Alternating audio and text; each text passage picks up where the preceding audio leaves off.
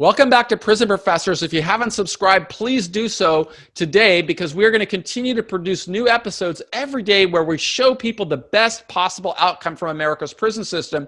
And today we're continuing with episode number 3 of Mariano Orosco, a man who went to prison with a 38-year sentence for a gang-related crime of violence.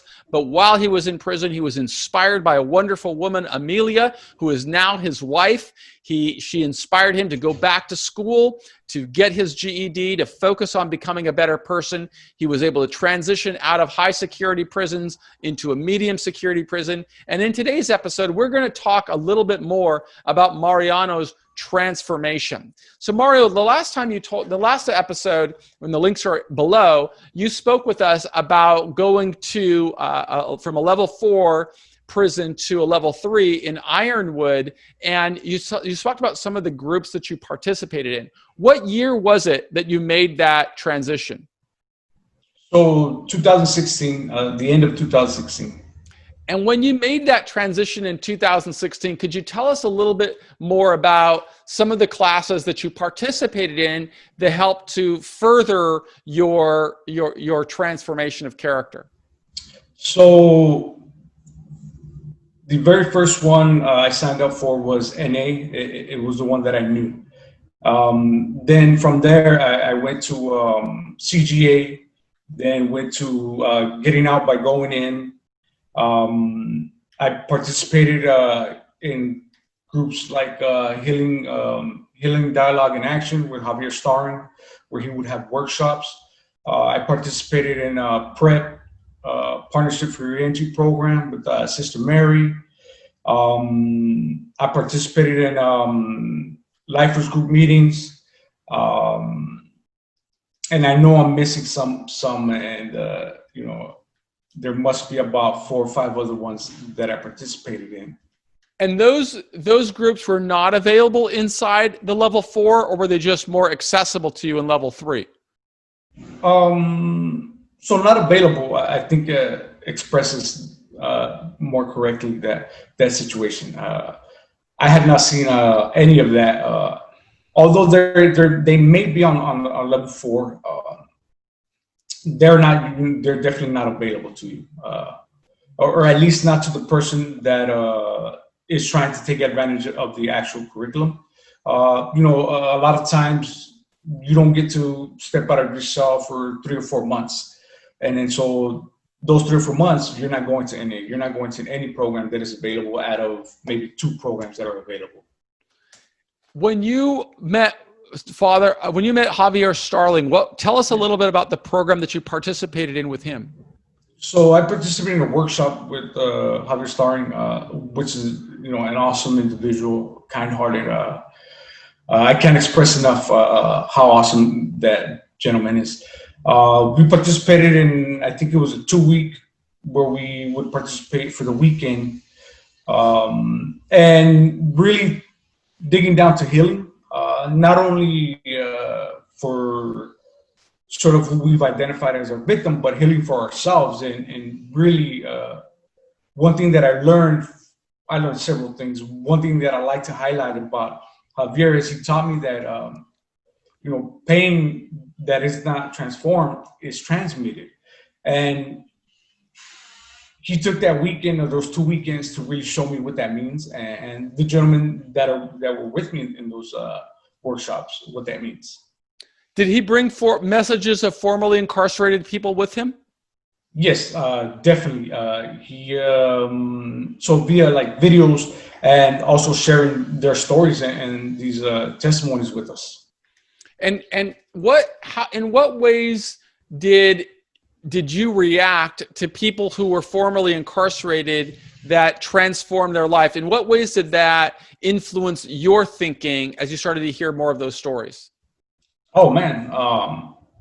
So I like to call those moments like this creation of hope, where formerly incarcerated men actually succeed and thrive out in society. First of all, getting out of prison, which was new to me. I understood that I can do it at that point. I did not understand how difficult it was going to be, but I knew that it was possible. But one thing that really drove that home with me, or one organization that really did that for me, and again, with Javier starring, for me was a lot of healing and hope. But the formerly incarcerated aspect of that was for there's this awesome organization that I am a part of, Anti-Recidivism Coalition. Here were, in my particular case, two men, Cesar Zuniga and Jamel Carter, that were former lifers that went through the BPH process on the level 4 yards. They traveled those same grounds, and they were actually going back to these prisons. I think it was twice a month, and they were giving us the real deal. They were saying, this is possible. I did it. You can do it. And this is what we're doing now. And this is what we have for you. If ever, that was when my brain just really took everything in and exploded with this hope. Did you meet Scott Budnick? I have not met Scott Budnick. I've seen him. I have not met him. And I had not met him in prison.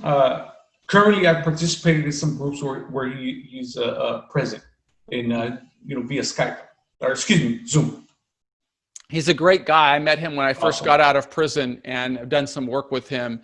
And certainly he's a great leader, not only a great citizen as a successful Hollywood producer, but also just a great citizen for wanting to improve the lives of people in jail and prison. And I've heard also a lot about the Going Out, Going In program. Tell us a little bit about that program and why that was influential and impactful for you.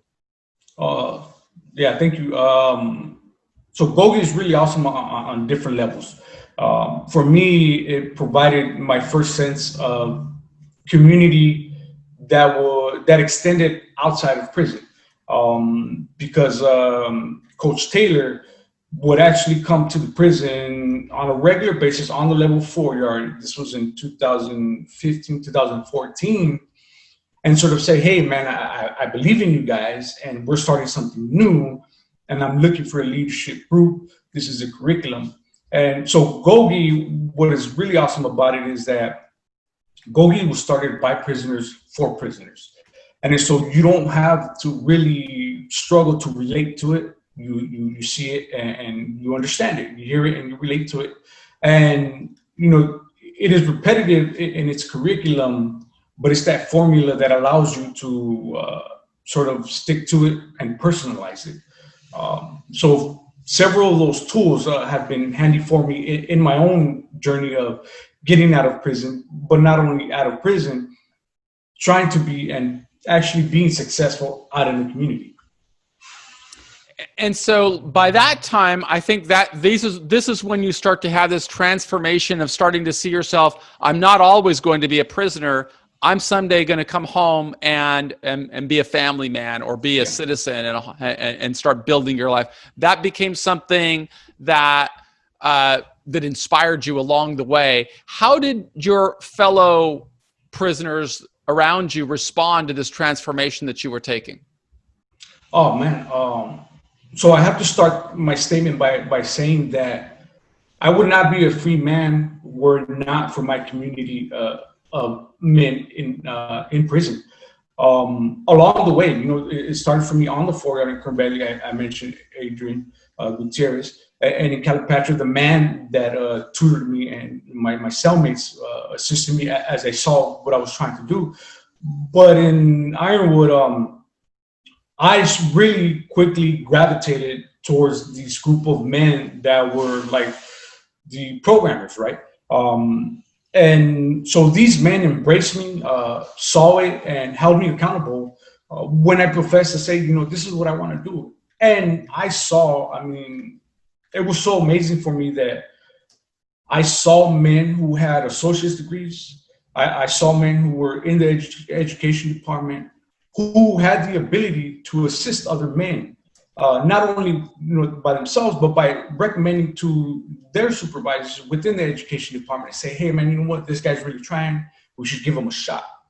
And that sort of integrity was, for me, what I wanted. And I saw those things, and I wanted that for myself. And these men embraced me. Now, of course, you have men who are not so supportive and stuff like that. But for the most part, within my community that I latched onto the program is there.